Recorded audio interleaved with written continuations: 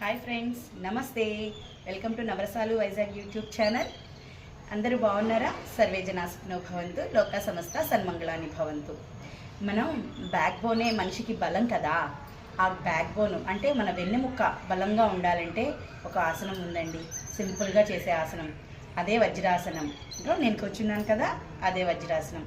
ఈ వజ్రాసనం రోజు చక్కగా మనం భోజనం చేసిన తర్వాత, చేసిన వెంటనే, అసలు యోగా అన్నది ఎప్పుడు కూడా భోజనం అయిన తర్వాత 3-4 గంటల తర్వాత చేయాలని చెప్తారు కదా. కానీ వజ్రాసనం మాత్రం అలా అన్నం తినేసి షింక్లో ప్లేట్ వేసేయడం, చెక్క చేతులు కడుపుని వచ్చి మ్యాట్ వేసుకుని కూర్చోవడమే.